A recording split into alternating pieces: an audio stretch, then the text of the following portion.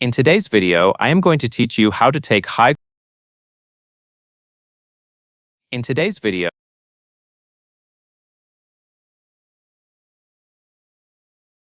In today's video, I am going to teach you how to take high-quality screenshots of web pages and websites vertical bar using only Google Chrome. Lecte. To begin, open Google Chrome on your computer. Once the web page is ready in Google Chrome, press Windows, Shift and S on your keyboard at the same time. Hold the Windows key, hold Shift, and then press S. Now move your mouse to one corner of the area you want in the screenshot. Click and hold the left mouse button, then drag across the web page to create a rectangle around the content. Try to include a little space around the edges so the screenshot does not feel too tightly cropped.